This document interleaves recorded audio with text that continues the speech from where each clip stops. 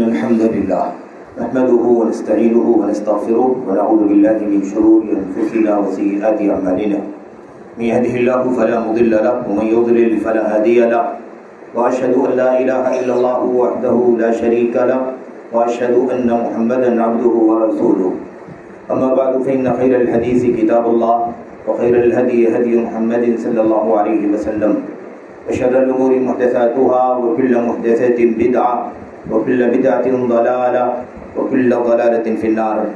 أعوذ بالله من الشيطان الرجيم. بسم الله الرحمن الرحيم. إنما يخشى الله من عباده العلماء. وقال عز من قائل ولكن كونوا ربانيين. وقال النبي صلى الله عليه وسلم إن العلماء ورثة الأنبياء وإن الأنبياء لم يورثوا دينارا ولا درهما وإنهم ورثوا العلم فمن أخذه أخذ بحظ وافر أو كما قال النبي صلی اللہ علیہ وسلم. برادران اسلام، دینی اور ملی بھائیوں، نوجوان دوستوں، بابر بزرگوں، قابل احترام ماں اور بہنوں، عزیز بچوں، اللہ تبارک و تعالیٰ نے اپنے بندگان کو اپنی مرضیات اور اپنی پسند کی چیزوں کی رہنمائی کرنے کے لیے اپنے انبیاء اور رسول علیہ السلام کا سلسلہ جاری فرمایا. اس سلسلے کی شروعات حضرت نوح علیہ السلام کے ذریعے سے ہوئی.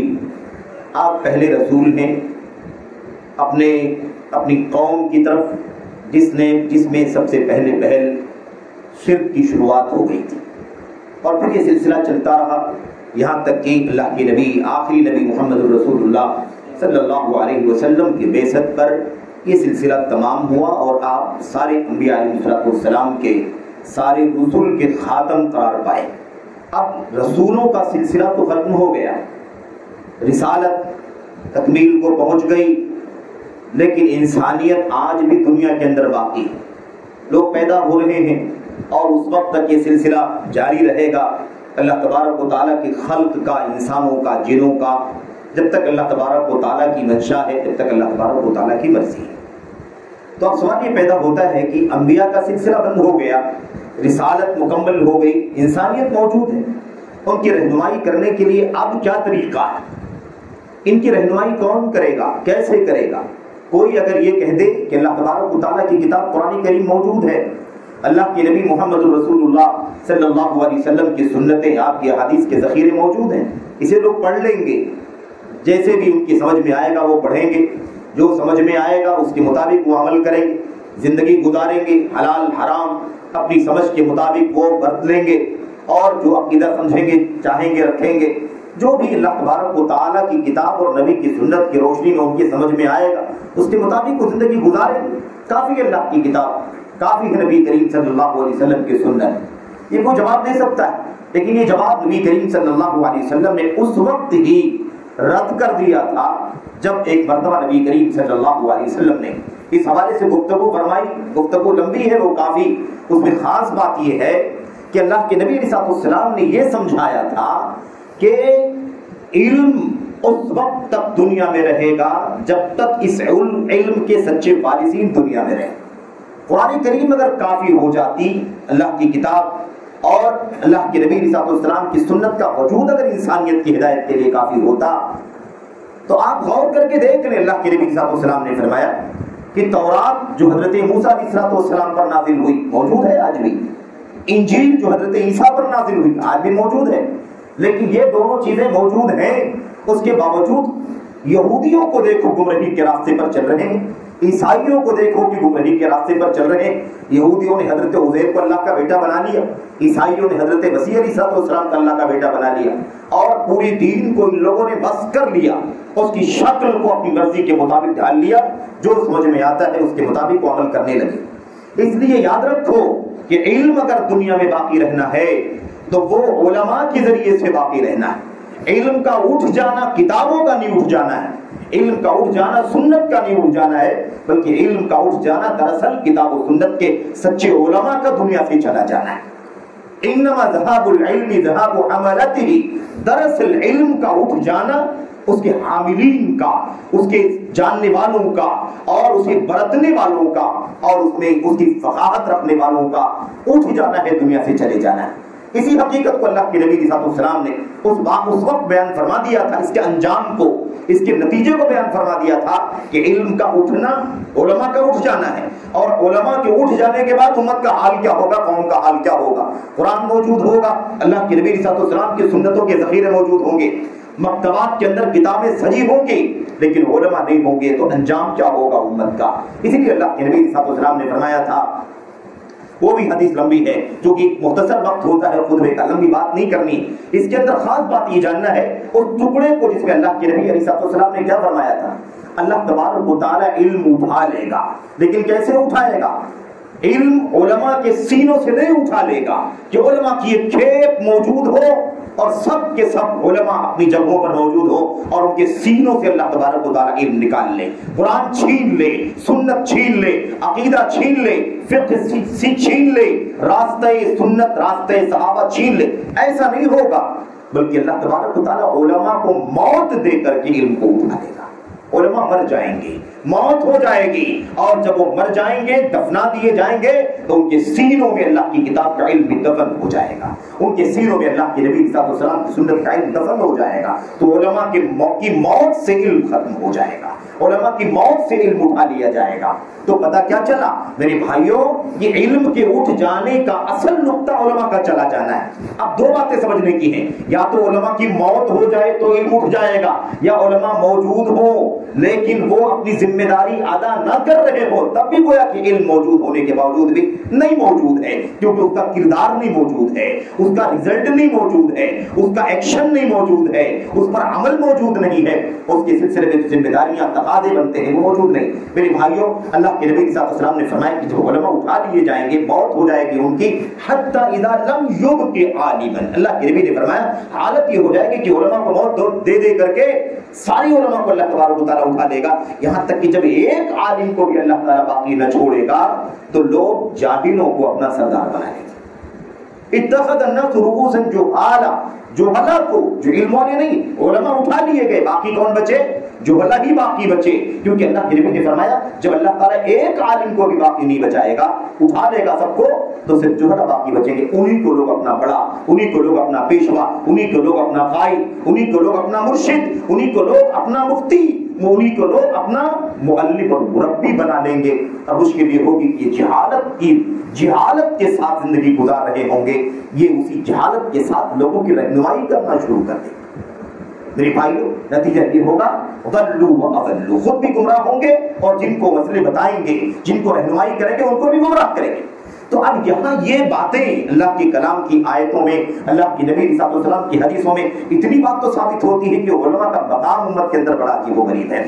پتہ یہ چلا کہ نبوت کا سلسلہ ختم ہو گیا، لیکن نبوت کا مشن باقی ہے، اور اس وقت تک باقی رہے گا جب تک اللہ تبارک و تعالیٰ چاہے گا۔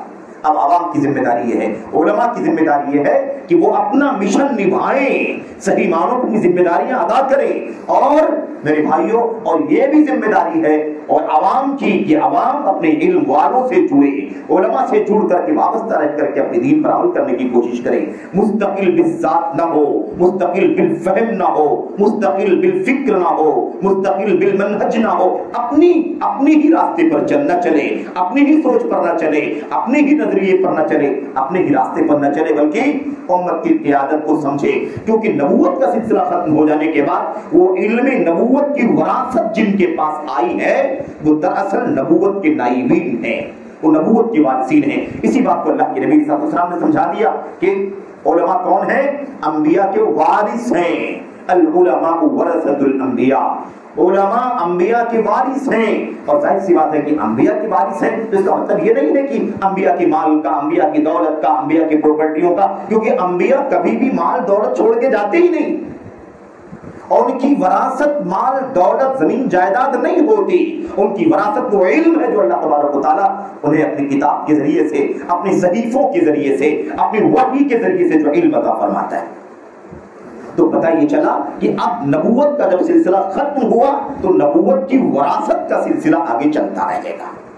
یہ بات صرف اس لیے ذکر کی جا رہی ہے کہ اب یہ ذمہ داری کتنی خطرناک ہے، کتنی نازک ہے، کتنی امپورٹنٹ ہے کہ نبوت کی ذمہ داری کا مشن اب امت کے علماء کی گردنوں پر آ گیا ہے۔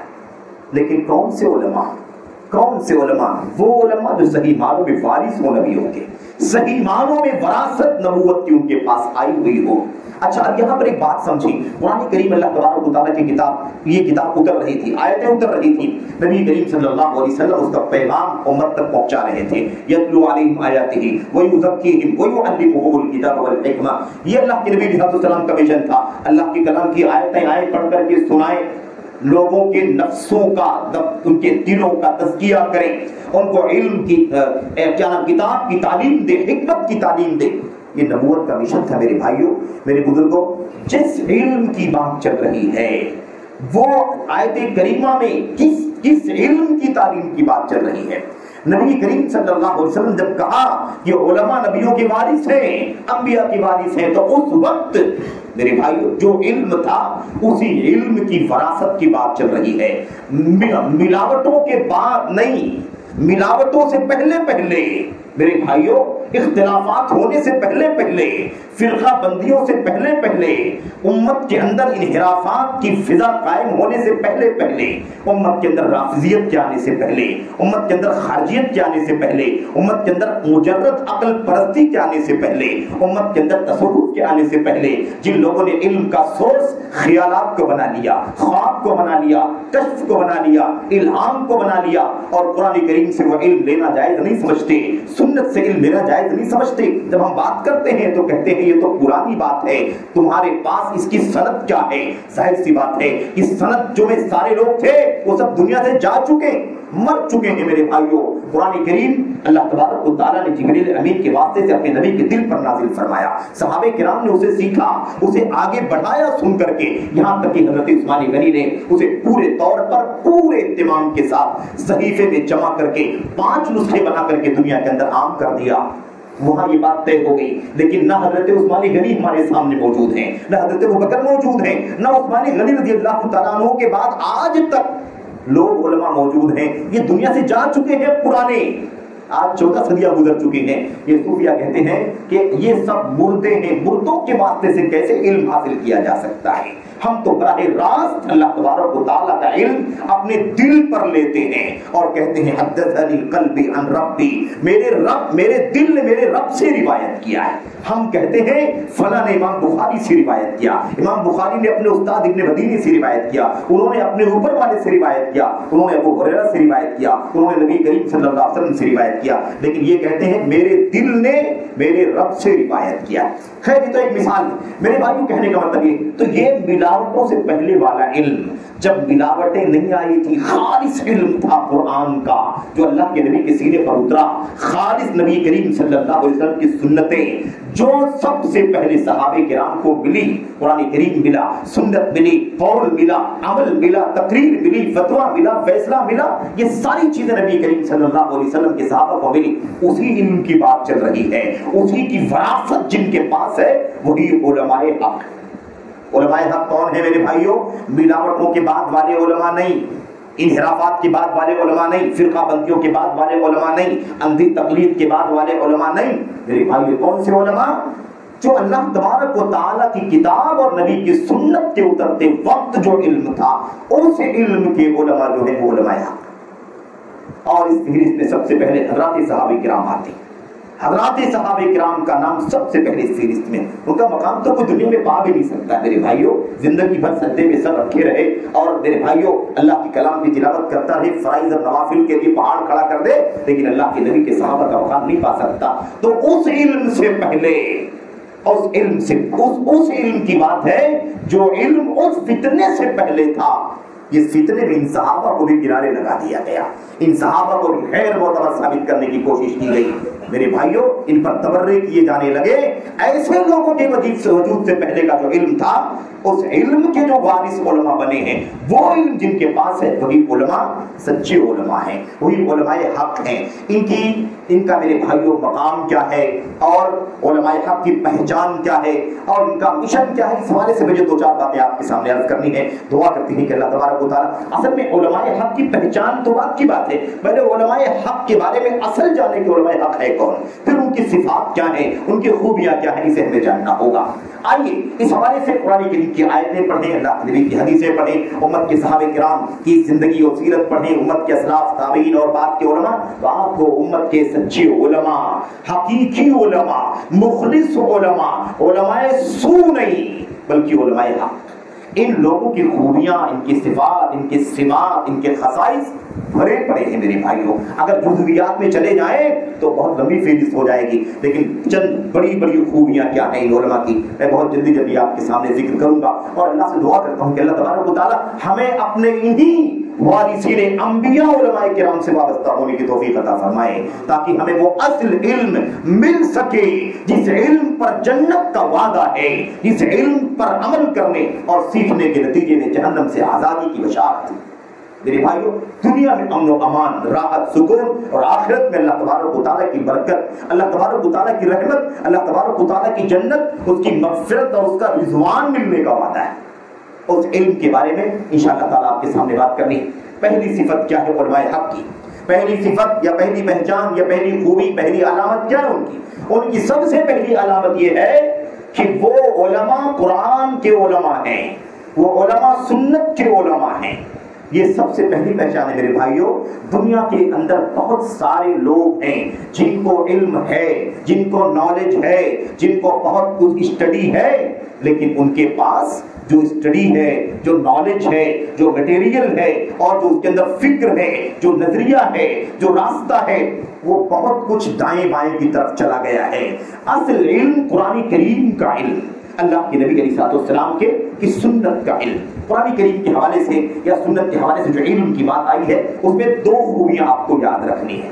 सच्चे उलमा की दो खूबियां, एक खूबी है कि वो उलमा उलमाए रब्बानी होते हैं, वो उलमा क्या होते हैं? उलमाए रब्बानी होते हैं। दूसरी सिफत है वो उलमा उलमाए रासिखीन होते हैं। सूरह आले इमरान के अंदर अल्लाह तबारक व तआला फरमाता है वल्लज़ी अनज़ल अलैकल किताब मिन्हु आयातुन मुहकमात हुन्ना उम्मुल किताबी व उखरु मुतशाबिहात फअम्मल्लज़ीना फ़ी क़ुलूबिहिम ज़ैग़ुन फ़यत्तबिऊना मा तशाबह मिन्हु इब्तिग़ाअल फ़ितनति व इब्तिग़ाअ तावीलि व मा यअलमु तअवीलहु इल्लल्लाह वर्रासिखूना फ़िल इल्मि यक़ूलूना कुल्लुम मिन इंदि रब्बिना आमन्ना बिही कुल्लुम मिन इंदि रब्बिना वमा यज़क्करु इल्ला उलुल अलबाब। अल्लाह तबारक व तआला ने फरमाया कि अल्लाह तबारक व तआला के कलाम के हवाले से कुरान करीम के अंदर जो मुहकम आयतें हैं, मुतशाबिह आयतें हैं, उस एतबार से याद रखें कि जो लोग जिनके दिलों में कजी है, जिनके दिलों में टेढ़ापन है, जिनके दिलों में इन्हिराफ है, जिनके दिलों में फसाद और बिगाड़ है, कोई रुख है, कोई मैलान है, कोई नजरिया है, कोई सोच है जो असल सोच से इधर उधर माइल है, ऐसे लोग जिनके दिलों में कजी है, ये लोग कुरान करीम की मुतशाबिहात के पीछे पड़ते हैं, मुतशाबिहात के पीछे पड़ते हैं, जिनके मानी बिल्कुल वाज़ेह नहीं है, उसके अंदर एक से दो माना, तीन माना निकल सकता है, उसमें पढ़ते हैं ताकि उससे अपना मकसद निकालने की कोशिश करें। इब्तिग़ाअल फितना व इब्तिग़ाअ तावीली, कुरान करीम कहता है, अल्लाह तबारक व तआला फरमाते हैं इसका मकसद दो होता है। एक तो उनका मकसद ये होता है फितना चाहते हैं वो, और दूसरा ये है कि उसको तोड़ मरोड़ के अपना माना साबित करने की कोशिश करते हैं। तो लोगों को बहकाना और अपना मकसद साबित करना, इन दो मकसद के पीछे नजर कुरान करीम के मुतशाबिह के पीछे पड़ते हैं। और अल्लाह ताला ने क्या फरमाया? वर्रासिखून फिल इल्म, जो सच्चे उलमा हैं, गहरे उलमा है, जिन्हें अल्लाह तबारक व तआला ने अपने दीन की के इल्म की गहराई अता फरमाई है, वो जो रासिखीन फिल इल्म है, रासिखीन फिल इल्म जो है ना, ये लोग कहते हैं हम तो सब पर ईमान रखते हैं, कुरान करीम की मुहकम पर भी ईमान रखते हैं, जिसके अंदर एक ही माना बनता है, कोई दूसरा माना नहीं निकल सकता, एकदम वाज़ेह है उसका माना, हम उस पर भी ईमान रखते हैं, सब हमारे रब की जानिब से है। और जो मुतशाबिह है जिसके अंदर एक से दो माना, तीन माना निकल सकता है, हम सब पर ईमान रखते हैं, सब हमारे रब की जानिब से है। आमन्ना बिही कुल्लुम मिन इंदि रब्बिना, हम उस पर ईमान रखते हैं, सब हमारे रब की जानिब से। वमा यज़क्करु इल्ला उलुल अलबाब, नसीहत तो हासिल करने वाले वही हैं जो समझदार होते हैं।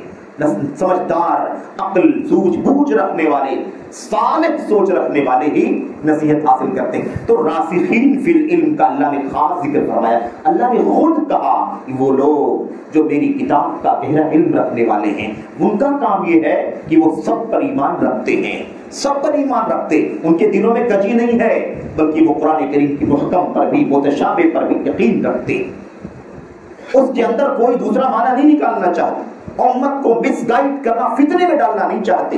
یہ اللہ تعالیٰ نے خود بیان فرمایا۔ دوسری آیت میں اللہ نے فرمایا وَلَٰكِن كُونُوا رَبَّانِيِّينَ، ربانی علماء بنو۔ کون بنو؟ ربانی بنو۔ ربانی کون ہوتے ہیں؟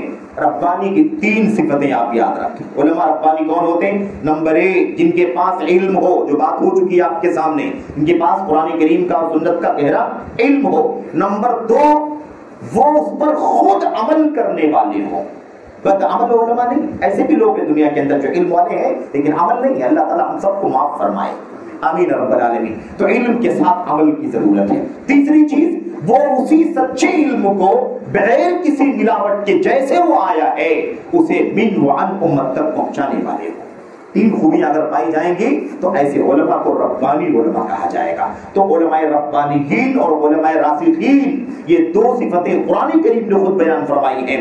یہی علماء حق ہیں، یہی علماء کتاب ہیں، یہی علماء سنت ہیں۔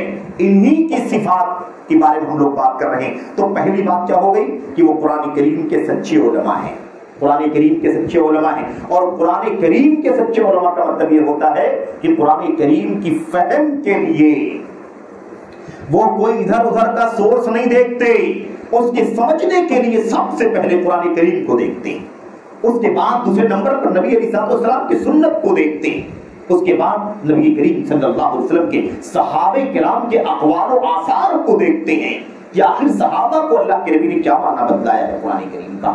یہ میرے بھائیوں ان کی صفت ہے، ان کی خوبی ہے۔ تو قرآن کریم کو سمجھنے کے لیے قرآن کریم کو سمجھنے کے لیے نبی کی سنت اور صحابہ کرام کے آثار، اسی کو جمع کر دے تو قرآن کریم کے علماء، سنت کے علماء اور اقوال صحابہ، آثار صحابہ کے علماء۔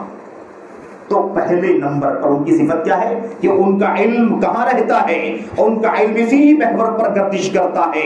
قرآن میں کیا اترا ہے، نبی نے کیا تشریح فرمائی ہے، امت کے صحابہ نے سب سے پہلا بیچ ہے امت کا، اس بیچ کو قرآن کریم نے اس بیچ نے قرآن کریم کو کیسے سمجھا ہے، سنت کو کیسے سمجھا ہے، ان کا علم اس نقطے پر مرکوز ہوا کرتا ہے۔ نمبر 1 دوسری خوبی کیا ہے؟ دوسری علامت ان کی یہ ہے میرے بھائیوں کہ وہ نہج رسول صلی اللہ علیہ وسلم پر چلتے۔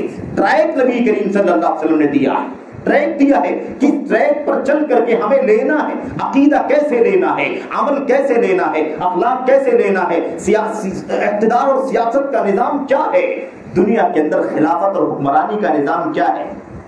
میرے بھائیوں یہ تو بہت موٹی بات کا تذکرہ میں کر رہا ہوں میں، چند باتوں کا، ورنہ جتنی دین اسلام کے جتنے گوشے ہیں ان تمام گوشوں کو ایک مسلمان کیسے لے، کیسے سمجھے، کہاں سے حاصل کرے، اس کا راستہ کیا ہے میری بھائیوں، کس راستے سے حاصل کرے۔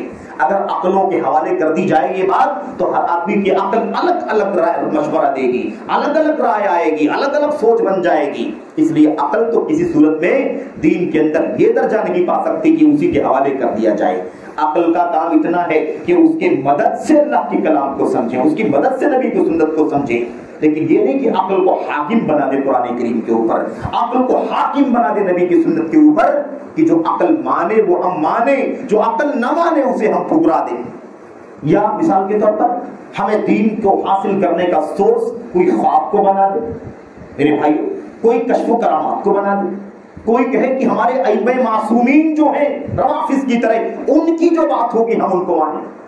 میرے بھائی میرے بزرگوں، اس طرح سے کوئی بھی راستہ یاد رکھنے کی دین کا سورس نہیں ہو سکتا۔ جو راستہ اللہ کے نبی صلی اللہ علیہ وسلم کو اللہ تبارک و تعالی نے فرمایا ہے، اللہ فرماتا ہے لِكُلٍّ جَعَلْنَا مِنْكُمْ شِرْعَةً وَمِنْهَاجًا، ہم نے تم میں سے ہر ایک کے لیے شریعت بنائی ہے، حلال کیا ہے، حرام کیا ہے، نماز کا طریقہ، روزے کا طریقہ، نکاح کا طریقہ، طلاق کا طریقہ، یہ شریعت ہے، اور منہاج بنایا ہے، ایک راستہ بنایا ہے جس راستے سے شریعت لی جائے گی۔ جس راستے پر چل کر کے دین کو حاصل کیا جائے گا وہ راستہ. تو دوسری صفت علماء حق کی کیا ہے کہ وہ راہ رسول پر رہتے ہیں, راہ رسول پر, منہاج رسول پر رہتے ہیں, ادھر ادھر نہیں جاتے, اپنی عقل کو بنیاد نہیں بنا دیتے, کشف و کرامات کو بنیاد نہیں بنا دیتے. اس کی بات, بڑوں کی بات, بزرگوں کی بات, اولیاء کی بات, صالحین کی بات, کسی کی بات کو دین میں وہ درجہ نہیں دیتے جو درجہ نہیں ہونا چاہیے, بلکہ وہ کیا کرتے ہیں, منہج رسول پر چلتے ہیں. اللہ کے نبی نے کون سے راستے سے دین پہنچایا, وہ راستہ صحابہ نے کیا کیسے حاصل کیا, اسی راستے سے. تو منہج رسول پر چلنے والے, یہ دوسری صفت ہے میرے بھائیوں. اور اس حوالے سے بہت ساری باتیں ہیں. اللہ کے نبی صلی اللہ علیہ وسلم کی حدیث تو ہم جانتے ہیں, جس میں اللہ کے نبی نے فرمایا تھا علیکم بسنتی وسنت الخلفاء الراشدین المہدیین من بعدی. اس کے اندر یہ دونوں الفاظ یاد رکھنے کے ہیں. ہم بار بار حدیث کو پڑھتے ہیں اور بار بار پڑھتے تو اہمیت کم ہوتی چلی جاتی. اہمیت کم نہیں ہونی چاہیے, اس کی باریکی دل کے اندر اترنی چاہیے. یہ جو دو لفظ ہے الخلفاء کے بعد الراشدین المہدیین, کس لیے ہے یہ دونوں الفاظ؟ ایسے ہی ہے زبردستی, کوئی مقصد نہیں اس کا. راشدین کا مطلب یہ ہے کہ اسی راہ راست پر جو نبی کا راستہ تھا اس پر چلنے والے ہیں, اور مہدیین یہ شہادت ہے نبی کی طرف سے کہ یہ ہدایت کے راستہ, ہدایت کا راستہ پا لینے والے ہمارے خلفائے راشدین تھے. یاد رکھیں میرے بھائیوں, یاد رکھیں, ایاک نعبد و ایاک نستعین, اہدنا الصراط المستقیم جب ہم کہتے ہیں نا اہدنا الصراط المستقیم, اس کی تفسیر اٹھا کر کے اگر آپ دیکھیں حیران ہو جائیں گے. صحابہ کرام, تابعین نے آپس میں گفتگو کی, صحابہ کرام سے اس آیت کریمہ کی تفسیر پوچھا, صراط مستقیم سے کیا مراد ہے. حضرت ابو العالیہ رحمۃ اللہ علیہ بیان فرماتے ہیں اس سے مراد نبی کریم صلی اللہ علیہ وسلم اور آپ کے دونوں صحابہ ابو بکر و عمر رضی اللہ تعالیٰ عنہ. آپ بتائیں کسی کو کہے کہ صراط مستقیم نبی ہیں, صراط مستقیم ابو بکر ہیں, صراط مستقیم عمر بن خطاب ہیں, صراط مستقیم عثمان ہیں, علی ہیں, طلحہ, زبیر ہیں, تعجب کرے گا کہ نہیں تعجب کرے گا, یہ کیا بات ہو, یہ تو آپ شخصیتوں کے نام لے رہے. جی ہاں, وہی صراط مستقیم ہے, صراط مستقیم وہی. تو اہدنا الصراط المستقیم ہمیں سمجھنے کی ضرورت ہے. تو اصل میں وہ جو راستہ ہے نا, راستہ جس پر اللہ کے نبی صلی اللہ علیہ وسلم نے امت کو چھوڑا ہے, اور ایسی راہ پر چھوڑا ہے جس میں کوئی اندھیرا بھی نہیں, کوئی تاریکی نہیں, دین کی روشنی کی طرح سے اس کی راتیں بھی روشن. میرے بھائیوں, دوسری صفت یہ ہو گئی کہ وہ راہ رسول پر چلنے والے علماء ہوتے ہیں.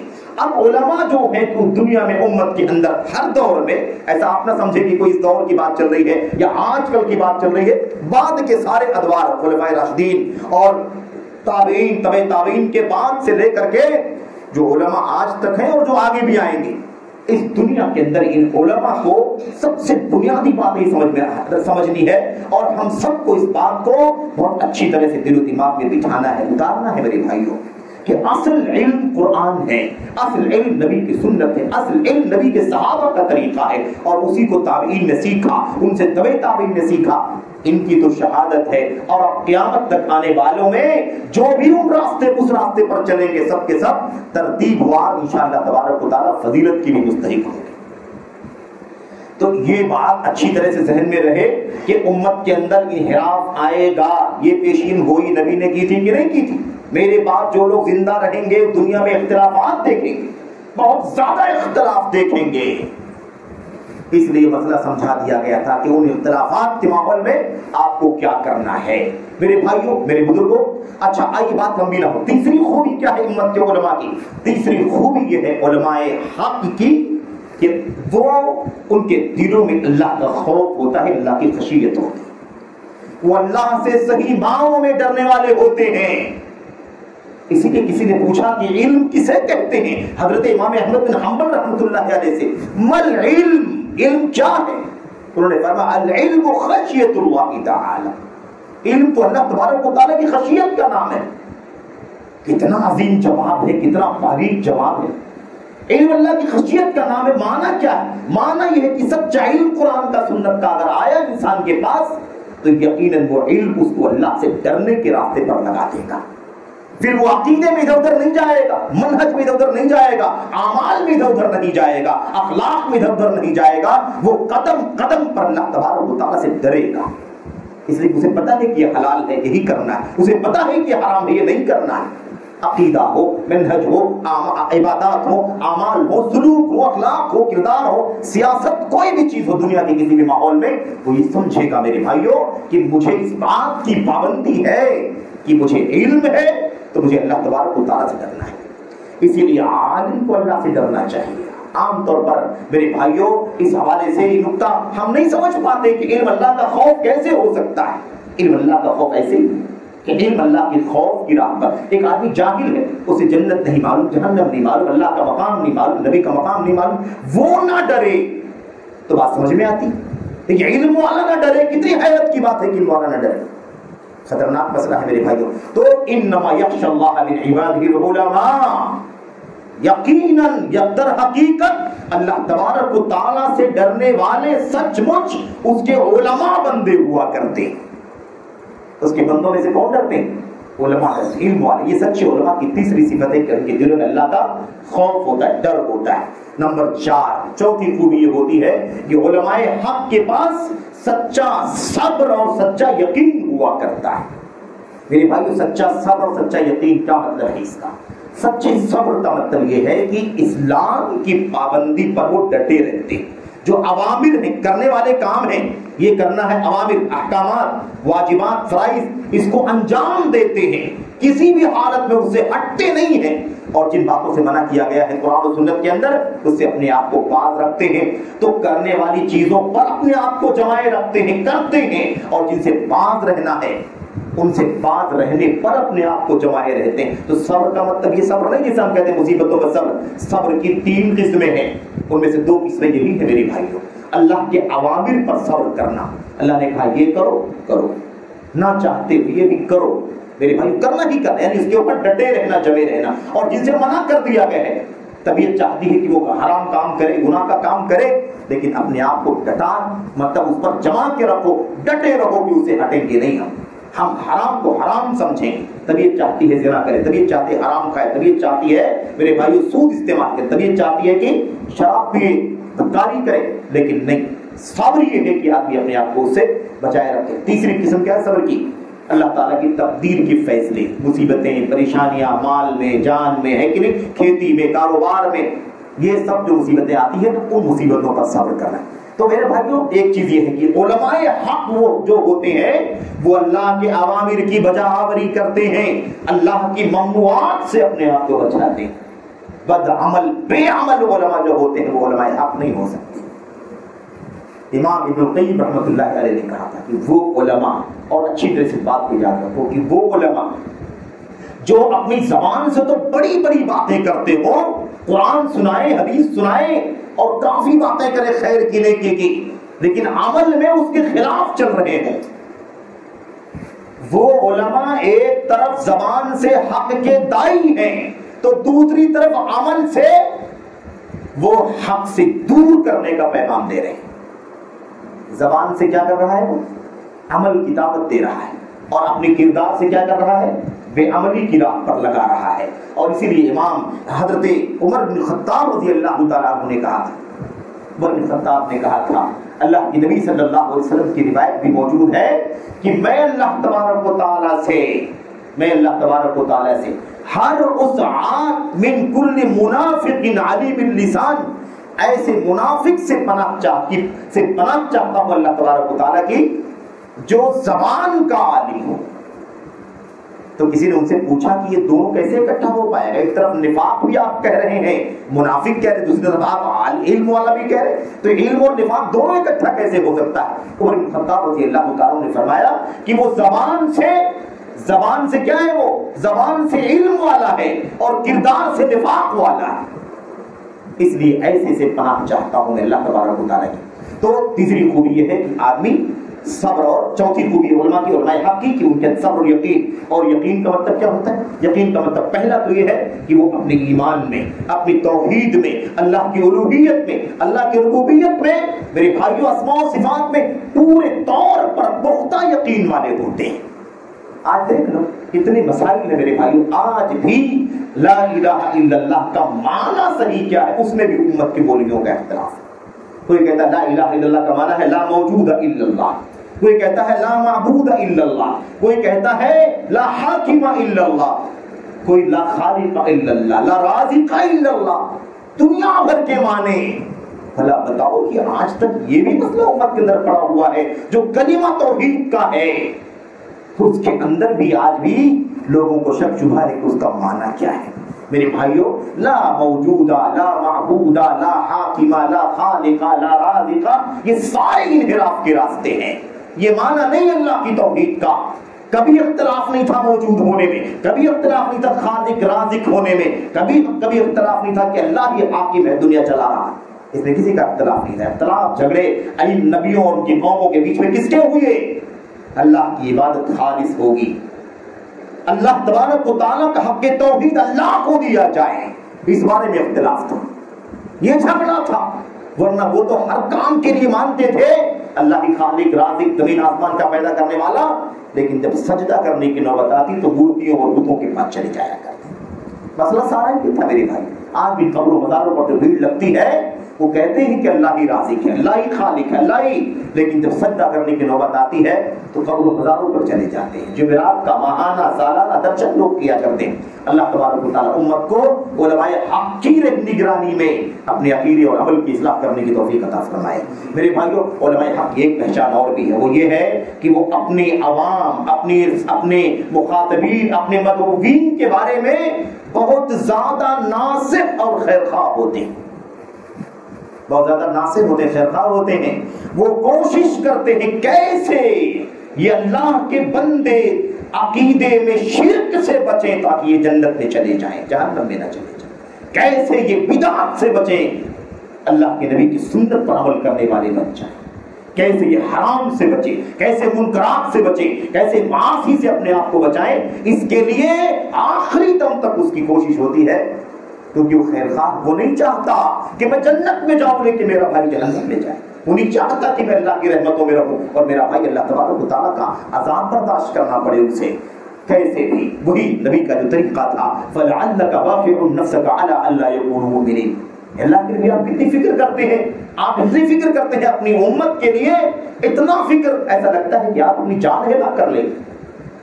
تو یہ طریقہ ہوتا ہے، یہ طریقہ ہونا چاہیے. اور سب سے بڑی خیر خواہی یہی ہے، سب سے بڑا نصح یہ ہے کہ امت کے علماء صحیح معنوں میں کتاب و سنت، توحید و سنت کے علماء ہیں. اب ان کی سب سے بڑی خیر خواہی یہ ہے کہ وہ امت کو شرک سے، بدعقیدگی سے، انحرافات سے بچائیں، امت کو بدعات سے، خرافات سے، اور میرے بھائیوں اہوا سے، شہوات سے، ان تمام چیزوں سے امت کو بچانے کی کوشش کریں. میرے بھائیوں، الدین النصیحہ، الدین النصیحہ 3 مرتبہ اللہ کے نبی نے فرمایا.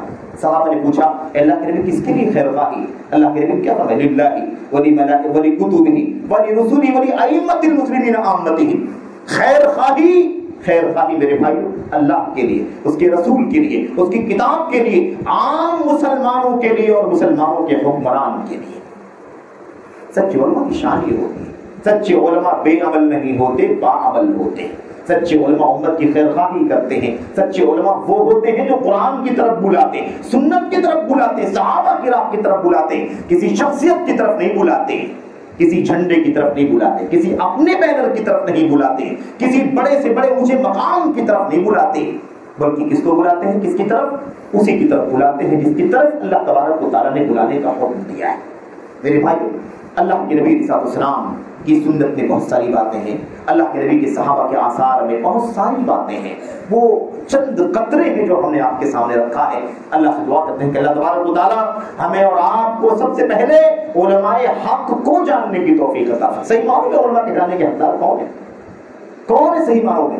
ہم نے شروع میں اشارہ کر دیا، نہ رافضیت کا راستہ، نہ عقلانیت کا راستہ، نہ اعتدال کا راستہ، نہ شخصیت پرستی کا راستہ میرے بھائیوں، اور نہ ہی تصوف کا راستہ، نہ ہی عقلانیت کا راستہ، ہرگز نہیں. راستہ کون سا؟